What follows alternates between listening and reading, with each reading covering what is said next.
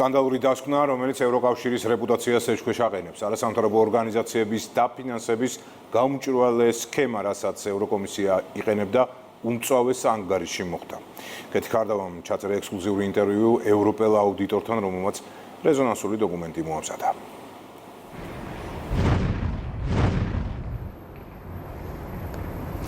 ჩვენთან საუბარში ევროპული აუდიტის ხელმძღვანელი ლაიმა ანდრიკიანე იმ პრობლემებს, რომლებსაც მისი გუნდი თითქმის ერთწლიანი მუშაობის შემდეგ წააწყდა, უწოდებს სისუსტეებსა და ნაკლოვანებებს, რომელთა გამოსწორებაც მისი აზრით არის გადაუდებელი აუცილებლობის, ვინაიდან როგორც თავად ამბობს, ჯერ კიდევ 2018 წელს გაცემული რეკომენდაციები არ აქვს შესრულებული ევროკომისიას, ორი მიმართულებით პარალელურ რეჟიმში მიმდინარეობდა კვლევა.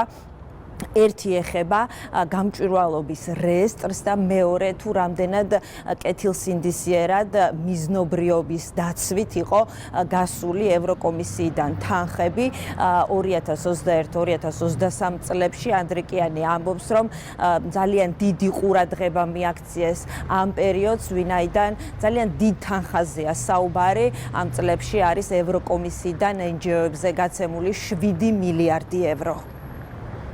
ძირითადი სისუსტეები. ევროკავშირის მიერ არასამთავრობო ორგანიზაციების დაფინანსების საკითხი ძალიან გაუმჭვირვალეა. სრული სურათი საკმაოდ დაბურულია და საზოგადოებისთვის ხელმისაწვდომი ინფორმაცია არც გამჭვირვალეა და არც სანდო. ჩვენ ვნახეთ 70,000 кейსი და მათგან 90% საერთოდ არ აკონკრეტებს არასამთავრობო ორგანიზაცია თუ არა. მაგალითად, წარმოიდგინეთ, ერთ NGO-ს შეუძლია მონაწილეობა მიიღოს ტენდერში დაფინანსების მისაღებად და შეუძლია მეორე ევროკავშირის სხვა დეპარტამენტის სააგენტოს ტენდერშიც ჩაერთოს.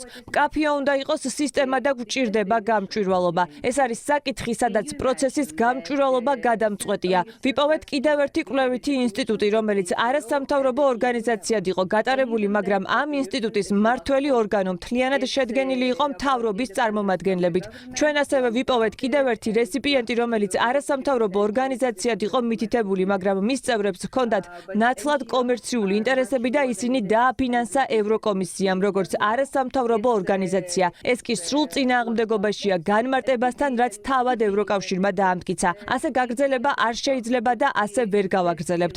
ყველაფერი უნდა იყოს წესრიგში, როდესაც ევროკავშირის წევრებს გადავხედეთ 27-დან მხოლოდ 6 აქვს NGO-ს განმარტება მათ ნაციონალურ კანონმდებლობაში. ანდრიკიანი აცხადებს, რომ არასამთავრობო ორგანიზაციებთან მჭიდრო თანამშრომლობა აუცილებელია, მაგრამ ასევე ძალიან მნიშვნელოვანია, რომ ეს პროცესი იყოს გამჭვირვალე და აქ, როდესაც მისი გუნდი წააწყდა ბურუსით მოცულ კონტრაქტებს, ძალიან ბევრი კითხვის ნიშანი გაჩნდა. ახლა აუდიტი მოუწოდებს ევროკომისიას ძალიან მჭიდროდ ითანამშრომლოს ევროპარლამენტთან, ვინაიდან დედლაინებია გაწერილი და ამ რეკომენდაციების ნაწილი ევროკომისიას 2025 წელს აქვს შესასრულებელი.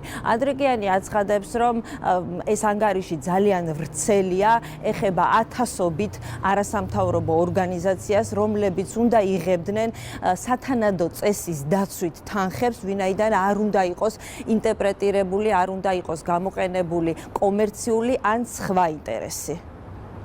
ჩვენ ვსაუბრობთ ევროკავშირის ფულზე. ეს არის ევროპელი გადამხდელების ფული. აი რატომაა წესრიგი, მკაფიოობა, სიცხადე და სისტემის გამჭვირვალობა ამ საკითხში მნიშვნელოვანი.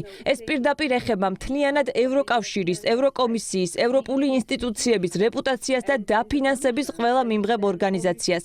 დავადგინეთ, რომ ევროპაში 12,000 NGO ფინანსდებოდა ევროკავშირის ბიუჯეტიდან. ჩვენ ვსაუბრობთ 7 მილიარდ ევროზე. კატარგეიტის და სხვა საქმეების ფონზე, რაც კრიმინალური ელემენტებითაა დატვირთული, მეტი სიცხადე გვჭირდება. 7 მილიარდი ევრო ევროპელი გადამხდელების ფული. ცალკე საკითხია ლობიზმი. ჩვენ ვიპოვეთ кейსები, სადაც გრანტები გაიცა NGO-ებზე, რომლებიც ლობიზმს ახორციელებდნენ ევროპარლამენტის წევრებზე, სხვა ევროპული ინსტიტუციების წარმომადგენლებზე. როდესაც 7 მილიარდ ევროზეა საუბარი, მეტი ყურადღება, ძალიან გამართული სამართლებრივი ბაზა არის საჭირო, აცხადებს ევროპული აუდიტის ხელმძღვანელი და მას იმედი აქვს, რომ ამჯერად მაინც გაითვალისწინებენ ევროკომისიაში დროულად იმ რეკომენდაციებს, რომელიც გასცეს მათ ლუქსემბურგიდან. ანდრიკიანი აცხადებს, რომ ლობიზმიც აუცილებელია და არასამთავრობო ორგანიზაციებიც, მაგრამ აუცილებელია ასევე, რომ ეს ყველაფერი იყოს ჩარჩოში და დაცული იყოს ევროპელი გადამხდელების ინტერესი. მადლობა ქეთი, ბრიუსელიდან ქეთევან კარდავა საუბრობდა.